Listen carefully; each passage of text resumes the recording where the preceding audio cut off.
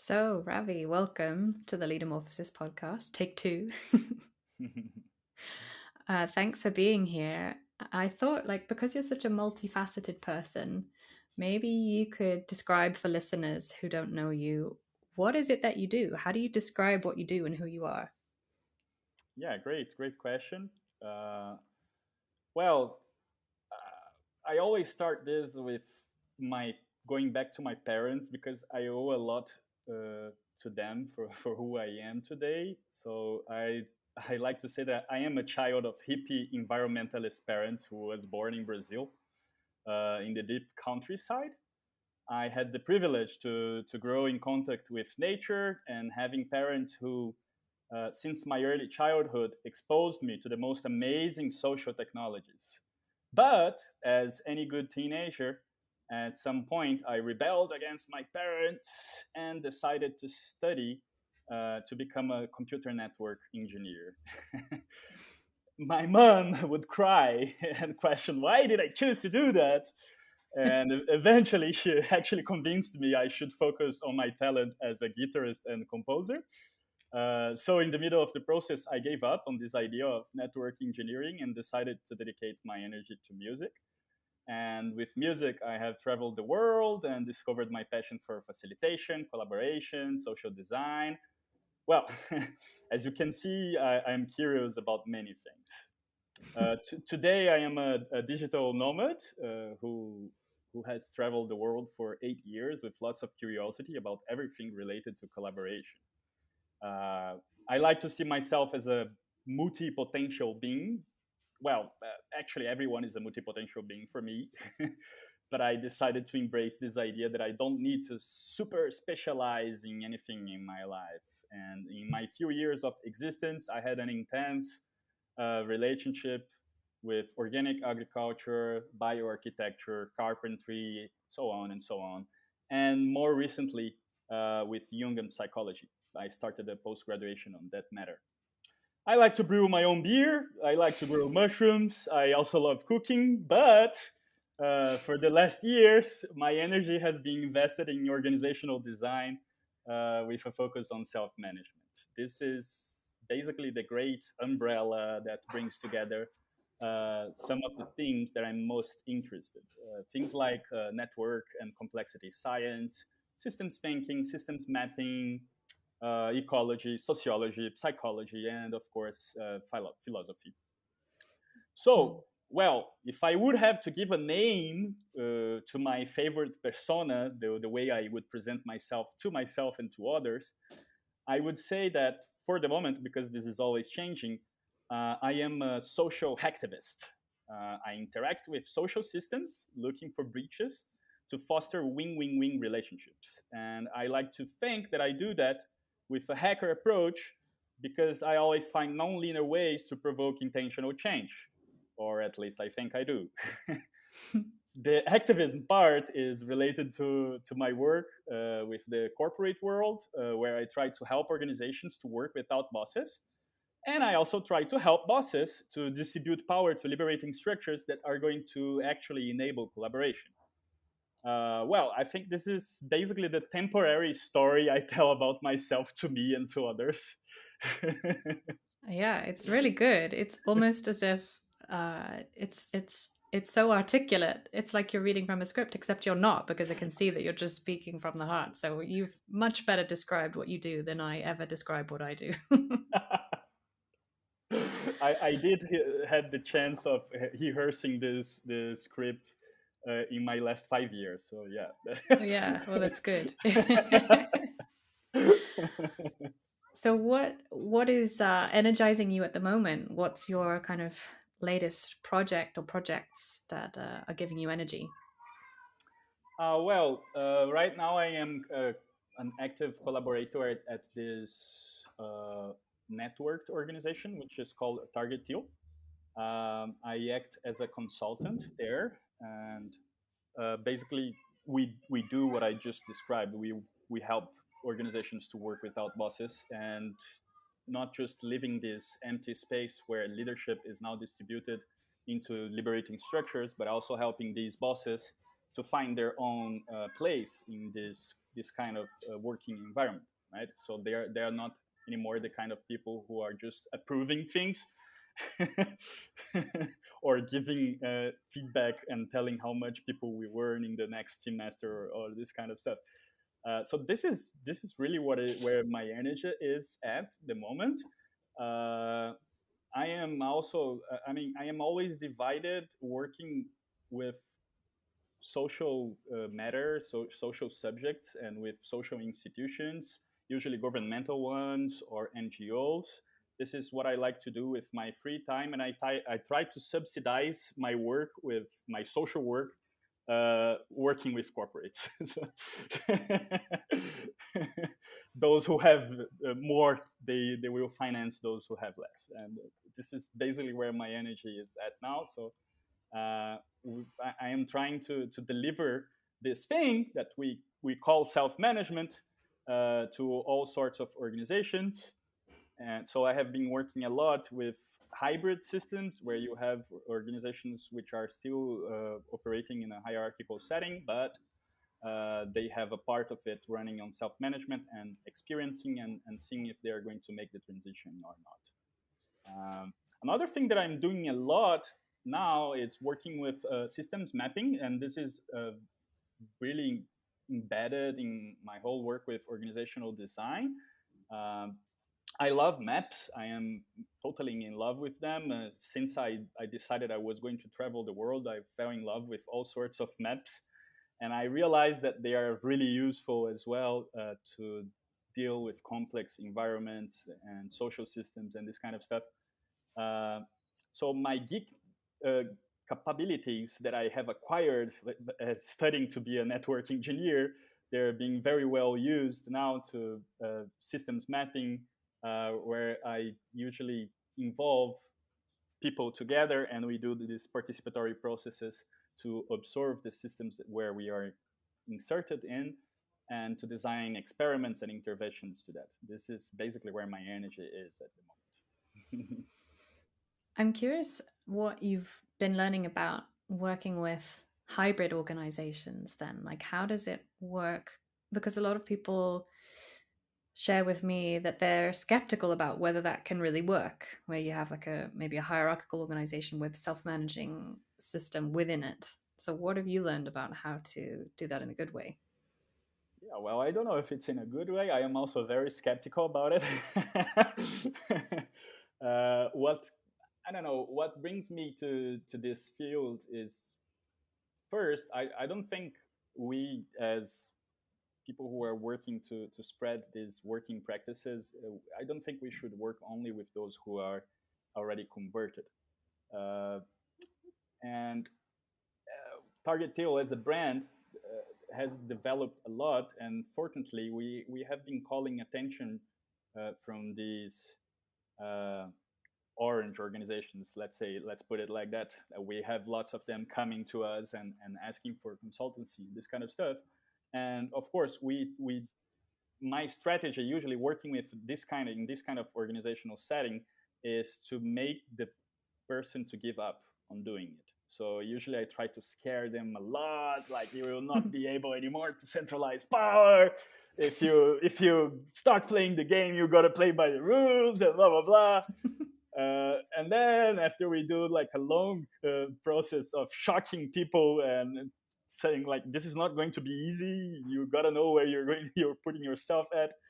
Then we start the thing, right? And I have been experiencing lots of very interesting stuff. Lots of them makes me feel like completely depressed and not wanting ever again to work with this in this kind of setting. But other aspects of it really gives me the energy I need to keep going. Like for instance, I was I was working with a company now. It's a company that works with education, and we were implementing self-management in their HR team with 10 people. Okay, it's a huge company, like 2,000 employees, and we were only in the HR, and they were short on people. They were only 10. They were supposed to be 15. And my sponsor there was basically the manager, the HR manager, right? The director there. And what happened is he was like a complete enthusiast. He came and he did all of our courses. He was reading all the books. He was asking for individual mentorship and this kind of stuff. I was really enjoying working with this guy. But then they use this evaluation process that you probably know, which is called 9 box, where they just put people into boxes and say how they are Yeah, performance performing. management. Oh my gosh, it's horrible. And this guy, he was fired. So my sponsor was fired in the middle of the process, and I still had like 2 months to go. And what happened is he was replaced right away. There was a new manager there, and she'd never heard about self management in her life. Wow. So yeah, that was really really crazy. And we had a meeting, me, her, and the other guy that was fired. We explained her what was happening and so on. We were already doing money pile for them to decide like what would be their bonus on remuneration in the next semester. We were already doing this kind of stuff, and the girl arrives. Uh, well, what we are going to do now? Like, this was really challenging. I am actually still working with them. Uh, and then we explained to her, and she was impressively open to this, and she was like, "Okay, well, I have always been listening to this kind of stuff, but I've never experienced or actually see it happening. So I think now it's the time. Let's take a look at it." Uh, and well, yeah, she did uh, keep kept sponsoring me and believing in the process. It was really nice because the first meeting she participated, there was an intern. This girl that I really love this girl. She was like already a self management geek from the start. I could already see it. And this girl, she proposed a policy uh, that was saying how they would manage their files and manage the internal knowledge in Google Drive. And she proposed the policy saying that the taxonomy that should be used and so on. And this girl, the manager, she entered and she saw the intern proposing a policy in the first meeting. So it was like totally shocking. Like, I never heard or never saw anything like that working. And I come here, I am the boss, and I come here and there is an intern in my team proposing a policy. Like, how does that work? So this was really cool. And this is the kind of stuff that gives me the energy to keep going. When I see like an intern making a proposal, or when I see someone who is holding in great power having a proposal blocked with an objection, for instance, oh, this is what gives me the energy to continue. I don't think that in this company, for instance, I don't think we are going to deliver self-management to the rest of the organization, especially because this transition was so daunting, was so crazy that I don't have energy to keep going. Like after changing my sponsor in the middle of the process, I do feel that the process was compromised with that, and we weren't able to actually do uh, things with the depth that we expected we were going to, right? So we, but at the same time, going back to your question, um, well, I see a place where people they didn't have anything explicit about their roles. The only thing they had was a job description. The job description never changes, and people they are doing lots of stuff which is not there in the job description. It's not explicit in anywhere, right? And now it is. So they are all working from roles, and even if they are still working in a hierarchical setting, it's a lot easier now for these employees to come and say, "Hey, this is not expected from me in my roles. I'm not going to do that. Sorry, I don't recognize your request as being connected to the purpose of my role." So this for me is already a huge difference. Like usually, this person would be pretty much forced to accept whatever request, right? Another thing is uh, they actually they actually can build policies together. It's not centered anymore in the figure of the manager, right? So they can actually establish processes that are going to be implemented at least in their own circles. Maybe they cannot do it in their whole organization. Another thing is uh, they are not working in small groups of teams anymore. They have a general circle meeting where everyone is meeting and exchanging ideas and giving transparency about everything that is happening in HR, right? And so this is the kind of feedback that I hear from them, from the people that I have been helping in this kind of hybrid ecosystem. Although it's kind of a fairy tale, like if we say that we are going to run self management in a hybrid scenario, I do agree with that. I don't think this is real self management as I see it and as I envision, but I do see that we are already offering uh, more autonomy. We are offering clear expectations about the work that people should do. We are offering clear pathways to evolve agreements and clear pathways to actually propose agreements, because this usually doesn't exist in an organization. It's just policies and policies of 60 pages that no one reads. So yeah, I am totally skeptical about it. But again, I don't think we should work only with those who are already converted. Hmm. And I do think that what we have discovered in the last 70 years of self management in sociocratic inspired models uh, can give great benefits to any kind of organization, in my opinion. Of course, it will always be adapted because this is the nature of this kind of approach. Uh, but I think when you compare with a system where people they are being treated as machines and or as clogs in a clockwork, uh, this really gives some sort of refreshment and some sort. I would risk here and even say that we by offering these pathways and by offering a way of having clear and explicit agreements, we are actually bringing more psychological safety to the working environment. So people they can actually say no, so they can actually make proposals, they can take action, and so on and so on. And another thing that we do a lot in our work specifically, we really like to create spaces where people they can bring emotional tensions. So Hmm. we acknowledge that it's important to have a distinction between the organizational and the human space, uh, but we really create a space to bring these emotional tensions, right? And I have been seeing so many crazy things, like people using these spaces to talk about how they are being abused, to talk about how they are completely depressed in their working environment and this kind of stuff. Uh, so yeah, more important for me than having an organization which is running in 100% in a self-management scenario is actually bringing love and care to people and actually helping them to find the pathways that they need to evolve their work and to adapt. I think Hmm. this is my take on this.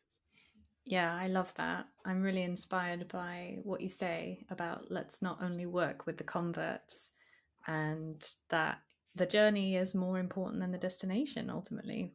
That's what I hear. Great. Yeah, I love that one.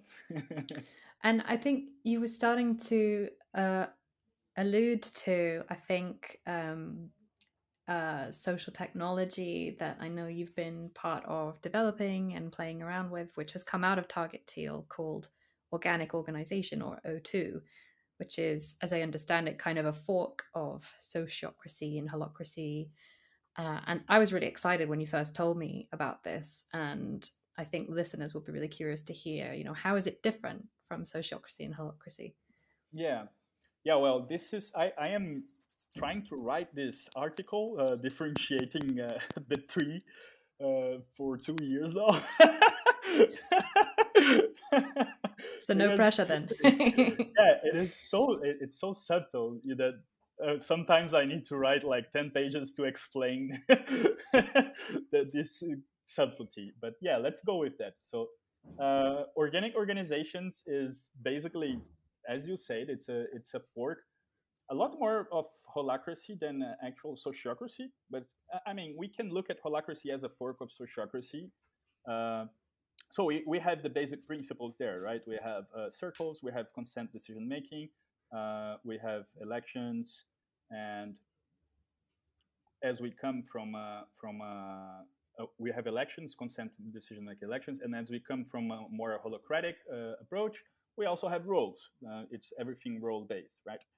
Um, first thing which is different from holacracy, for instance, is that in holacracy, the default approach is that you have a different meeting for operations and a different meeting for governance.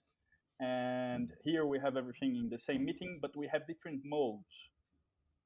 I like to think about the modes as a different momentum of the meeting, or a different hat that you are using, like the bonus six thinking hat, to different processes. So we use the same process of tactical review of holacracy, for instance, and we call this the review mode. Our operational mode is called synchronize, because we understand that here we are synchronizing efforts, operational efforts.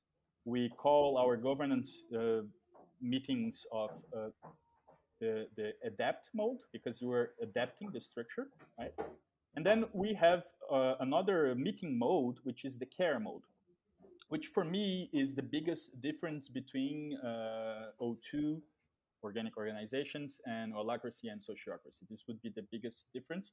For me, what Brian brought with holacracy, when he brings this idea that we must acknowledge the differentiation between the organizational space and the tribal space, and the soul is not the role, and so on. This for me was a great aha. It's something that was really missing for me in sociocratic models in general.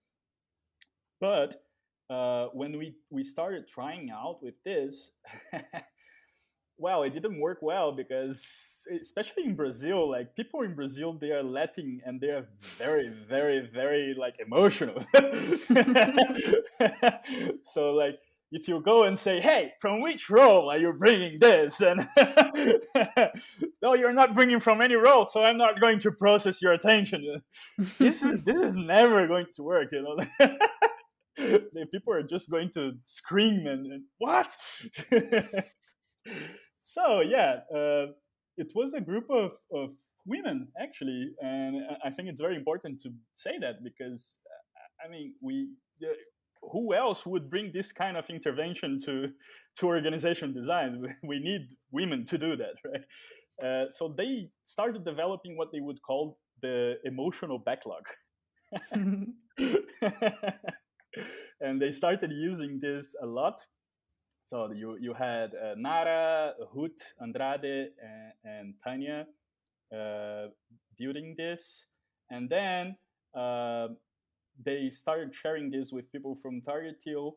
And when they started developing the O2 as a social technology, they decided to actually, I wasn't part of Targetil at that moment.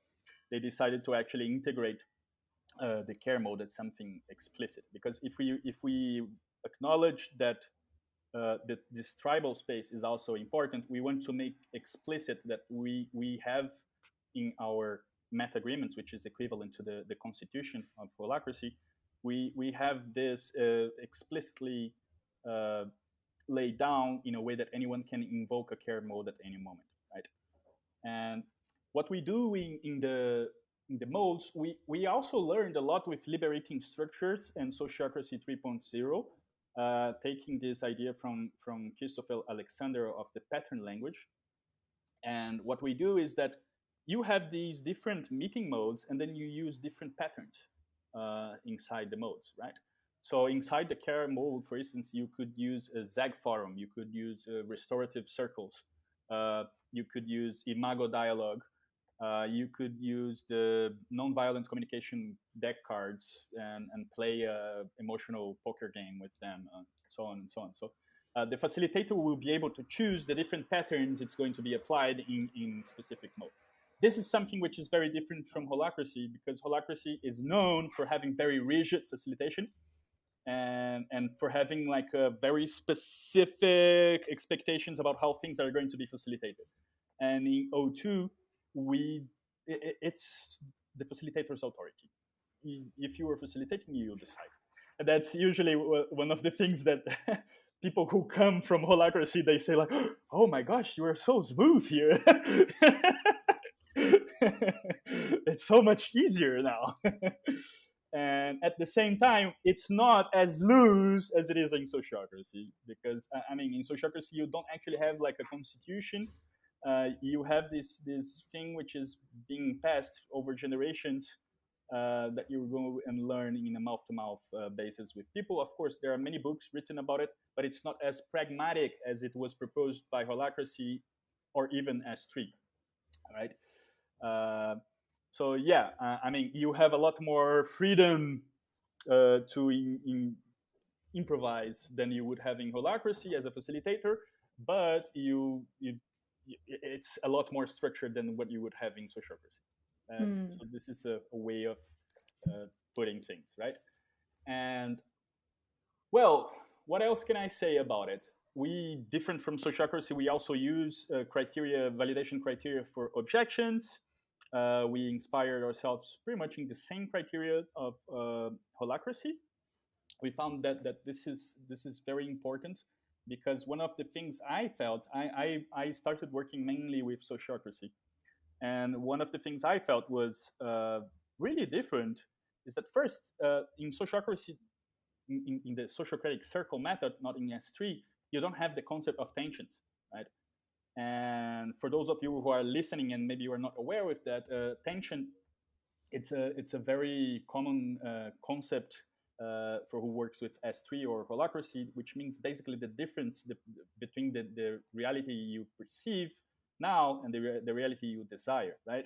And everything that we do in this kind of approach is stewarded by these creative tensions. So people, they are feeling the tensions and they must own their own tensions. They must make themselves responsible for the tensions and engage other actors and look for pathways to navigate this tension by themselves. So if you bring a tension, it means you are going to take responsibility for it and you are going to look for the ways to solve it, to navigate it with the help of the facilitator, right? This doesn't exist in sociocracy, and this for me was like the first major difference that I realized, and I saw how much this has an impact in this kind of work, because in a holacratic slash S3 slash O2 approach, we are always trying to connect the person with the tension that is being brought and trying to help the person to find the pathways to do that.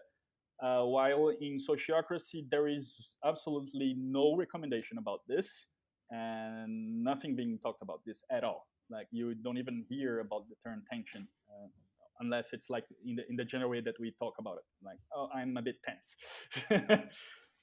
So this is a huge difference. We deal with tensions exactly in the same way that they do in holacracy. And one thing that I find very different is the way that we evolve the technology. Okay, so in O2, it's an open source technology, and if you want to evolve it, we have developed these different pathways for doing so, and we don't evolve our contract, our meta agreements, if we don't have empirical data to sustain what we are changing.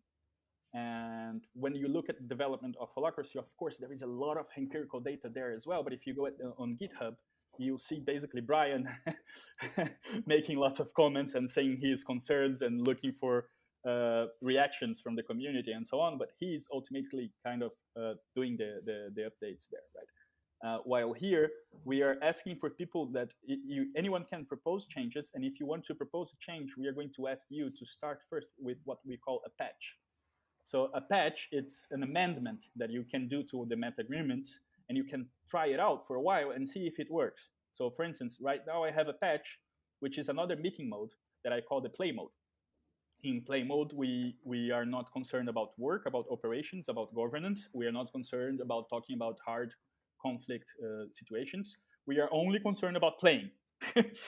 And so there, the facilitator or anyone else can propose all sorts of win-win games, preferentially games that they are not competing, collaborative games, and they connect and release play signals and so on and so on. So this is something I am using in the organizations I work with as a patch in the meta agreements, where I changed and I add this new kind of meeting. I also have another patch that I'm using a lot, which is the exploration mode, because you know often you have this scenario in meetings where sometimes people, they are not actually wanting to talk about operations or governance or even about feelings. They would like to explore stuff. They would like to talk freely and just bring. Hey guys, I had an idea about this, and I would like to explore this with you. I don't want to get anywhere with this. I don't know what the tension is. I just want to, explore this with you. So we created the explore mode for that, and we are experimenting this as a patch in many different organizations where we try it out. We gather empirical data, and then after a while, after we test it, we actually go there and propose in our GitHub a change to our meta agreements, and that's what we also ask for people. If they want to propose changes to the social technology, they must first try it out, acquire empirical data, and then we change based on what they're bringing, and in the deliberation process between the people who belong to this O2 circle inside Target Tier. Okay, so this is very different in my opinion on how the social technologies evolve. S3 is also kind of centralized on Benhard and Lily and oh my gosh, what is his name? James? James, yes. So yeah, it's not. I wouldn't say that. I'm not saying that they are centralized or anything. It's just a different route for evolving a social technology. I fully admire the process of all of these other technologies as well. Right. There is another thing that we are trying as well, which is doing skins, because Mm. sometimes we are getting all of this. We are all kind of gamers, so we are I could getting tell. we are getting these concepts from the games we play. And there is this idea that for some organizations, they will prefer to call the lead link an external link. They don't want to have anything like involving leader in their names. And sometimes they don't want to call an external link or leader link. They want to call it the activator, you know, and they want to call the representative an internal link, whatever. They want to change stuff, right? So we are gathering opinions from different organizations that we have been trying with, and we actually changed. Like for instance, in WWF that we work with, we started building pandocracy with them, and Nice. it's the same meta agreement but with a different skin. It completely changed to their own scenario. Pandocracy is in a panda. Yeah. I love it. And we always joke with them because they are very consensus oriented, and we always joke with them saying like, every time you guys make a decision by consensus, a panda dies. I love that. So yeah, we want this kind of technology to spread, and we want it to spread fast. So I don't want you to learn a language because or me and my friends, we decided that these were supposed to be the names of that we use in the social technology. No, go there and just change your names and bring it back to us, because maybe you are inside a scenario in a context that can help us to adapt the social technology so we can expand it further. So that's what we have been playing with. You have this idea of patches, you have this idea of skins, and then there is this idea of build. Because if you take the normal meta agreements, let's say the pure meta agreements, and you start playing with overlapped patches into it, you have a different build, right? Like for instance, I am using a specific build now that I have already used with two different organizations, where I have the care mode, the play mode, and the exploration mode in the meta agreements. This is a different build than the original one, right? And yeah, this is the kind of approach we're trying to build. So we are not centralizing the development in our own hands. We are encouraging people to experiment and not to follow the rules by the book.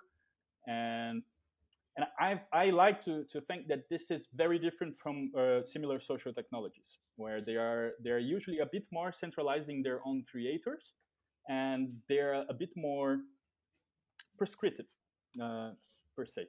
Of course, I cannot say this about S3, because S3, it's just a bunch of patterns there, and you decide what you do. But I would definitely say that this is the case when compared with holacracy. But I'm not saying that this is either better or worse. It's just different. Hmm. I'm curious to ask you because um, as someone who is like a social technology nerd, do you think everything can be solved with governance?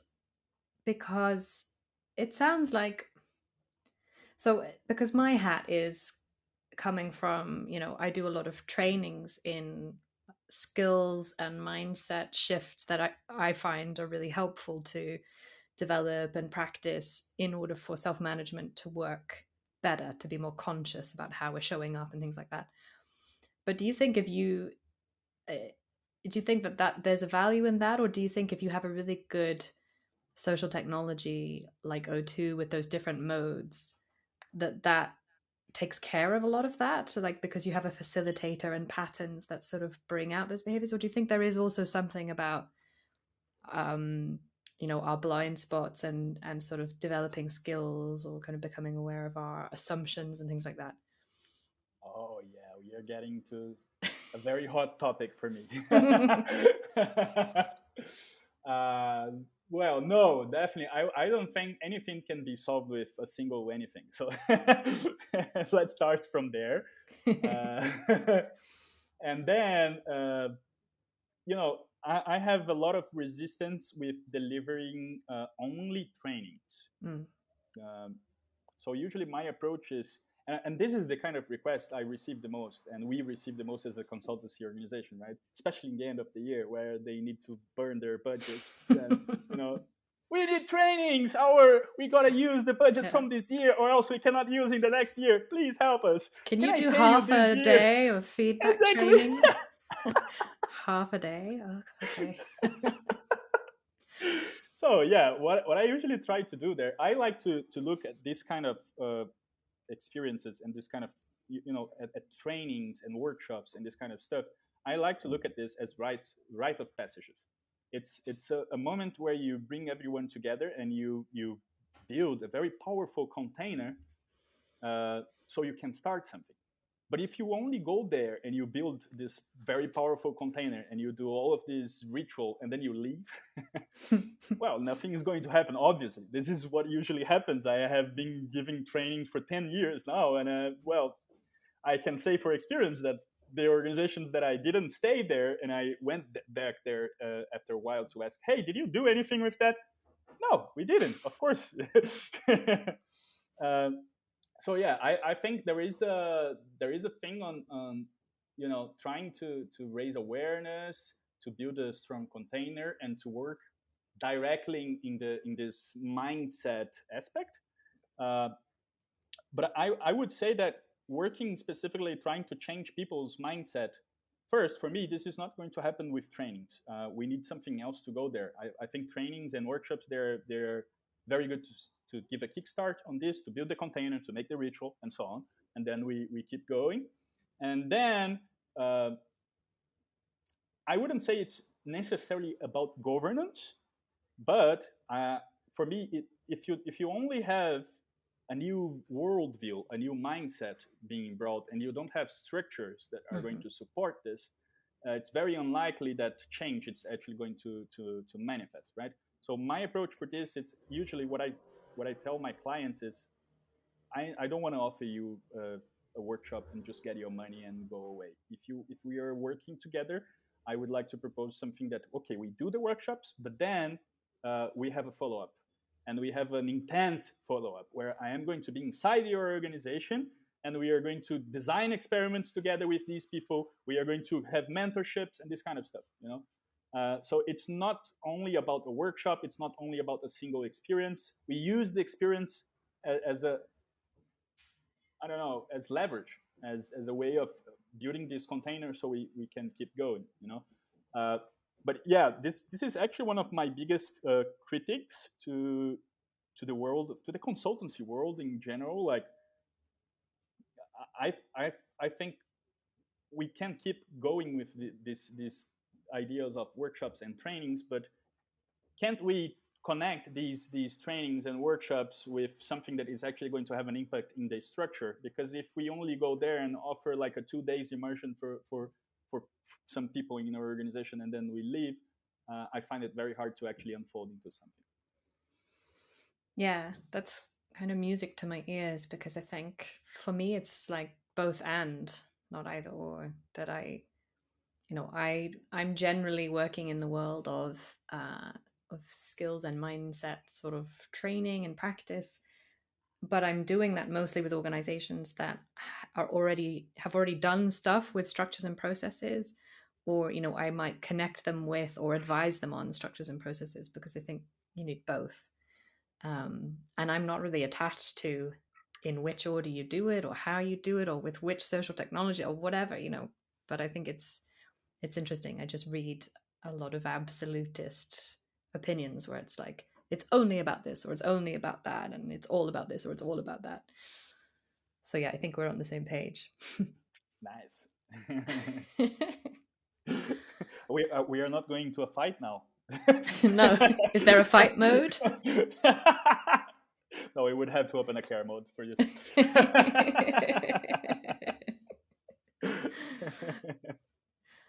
So you're going back to Brazil soon, right? Because you've been, as you said, traveling for a while.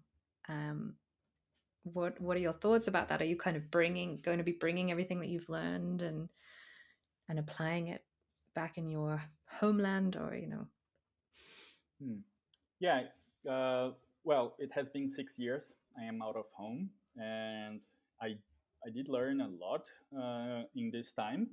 At the same time, I also feel that I have a lot more to learn in Brazil than to actually bring there, because Brazil is like, it has always been the reference for me in terms of social technology development, and I am very excited to be there again and to reconnect with all of these pioneers who are doing amazing stuff there. And I am now getting involved with organizations in Latin America, like very, very, very big organizations. Right now, I'm working with an organization which is very well known. They're called Ambev. It's a huge corporation from the beverage market. And I'm also right now just about to close a contract with Coca-Cola that I never imagined I would work with. But they are actually up to doing a network transformation in whole of Latin America. So I'm quite excited about this. I'm happy to come back. So I would put it like, I don't think I'm actually bringing something from here to there. I am kind of returning what I brought from there to here to the old world, back to Brazil and back to Latin America. I would see it more like that. nice. Are there any social technologies or examples of progressive organizations that you would love for listeners to know about that they may be unaware of You mean in Brazil or in general? in general and Brazil? Yeah. Okay. Um, Yeah, well, there is a movement. I am very much interested now in this movement of blockchain, and I have been questioning myself a lot. How is this whole blockchain thing going to have a dialogue with this whole self-management thing in the way that we know it today, and in these sociocratic inspired approaches and so on. And I am doing amazing experiments now with a network called Seeds. I think SEEDS, it stands for something like sowing equitable, something decentralized societies, and it's basically they're proposing like a cryptocurrency which rewards people for doing regenerative practices and acts, and they're just getting bored now, and I am helping them with O2, bringing O2 there in some of the sub movements that are there, because it's a huge thing. And I highly recommend that you all take a look at it. It's, if you want to find it, just go at joinseeds.com. It's a very inclusive movement. I think everyone is still going to hear a lot about this, and there are many challenges there on how we are going to propose a dialogue with a trustless system, which is the blockchain, and a completely trust-based system, which is the way that we work with self-management. So this has been very challenging, and I am totally excited about this. I hope I can share more stuff soon about it. But what I can say so far is that inside this movement, there are many initiatives where they're trying this kind of stuff. Uh, and I think we have a lot to discover there. So I'm most excited about ways of decentralized budgeting and remuneration in organizations by using this whole blockchain things. So yeah, and then uh, maybe I would also recommend, uh, if you don't know, that you would look for the Three Horizon University, which is from Tony Hodgson. You can find them in h3uni.org. Uh, these people, they are offering amazing practices, like offering ideas of how can you take a complex subjects and map the complexity together in a participatory way with people. Um, how you can design for better futures using specific approaches and this kind of stuff. I really enjoy their work. So these are more global movements, and and in Brazil there is a lot of interesting stuff going on now. I would highlight the first participatory political mandate that we had in Natal in Brazil, which was led by a woman, which is Reni Freitas, and they are using sociocracy in a very small town called Alto Paraíso to self-manage their political governance in the city. I wanna dig more into it, but it's something I heard about it and I was really excited about it. So I would also recommend that you check it. I think in SOFA, Sociocracy for All, you can find a interview directly with her, Reni Freitas, who did this. Hmm. Oh yeah, and another global movement that I always spread is the children's parliament, women's parliament, and neighborhood parliament. This is something which was proposed actually in the 70s, and it's quite alive nowadays. And they are basically using something which is kind of sociocratic inspired to build a parallel government in Kerala, in India, and they already have more than 1 million people participating on this in such a way that if you go to the town and you say that you have a problem and you need the police, they ask, "Did you go to the local station of your community first?"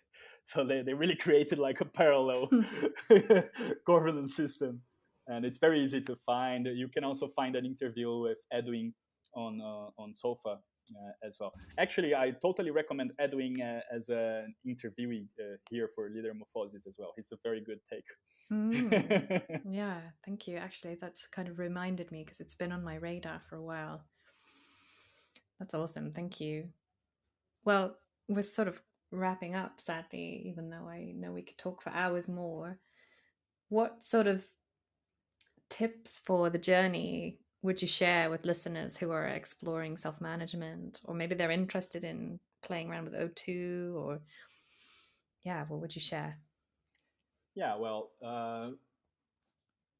if you are interested in playing with organizational design and self-management, I would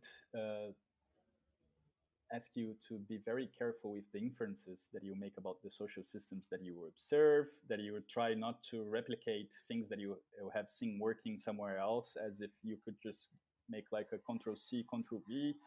Um, I don't know any organizational designer which is like repeating stuff in this kind of setting because it's pretty much alive.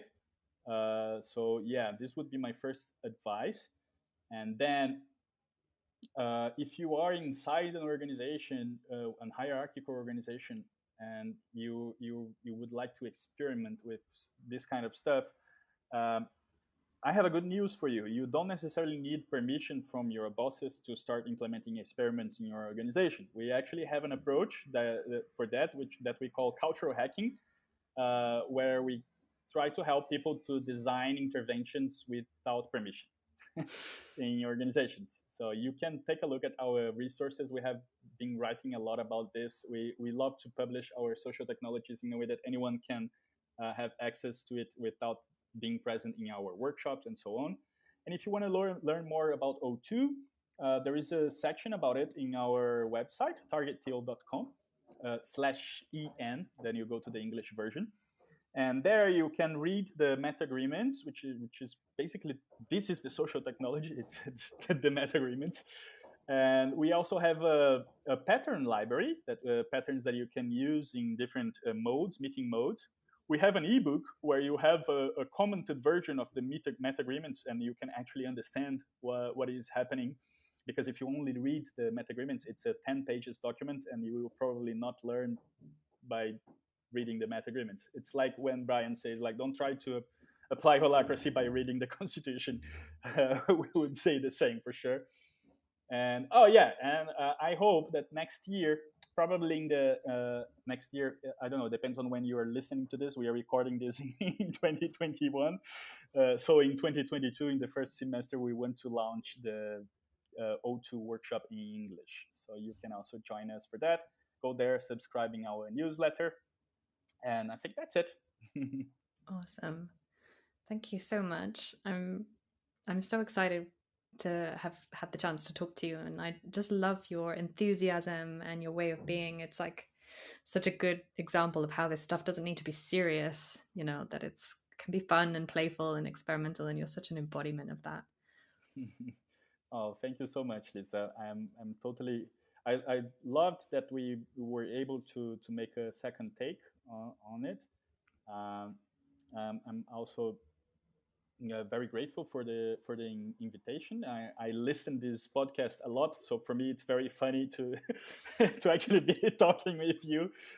This got me a bit nervous, actually. Like, damn, I'm listening to this like pretty much every day, and now I'm going to be talking with Lisa. So thank you for that. Thank you for opening this door. And well, I hope this is just the beginning, and I see you in the next episodes in other contexts. Yeah, thank you.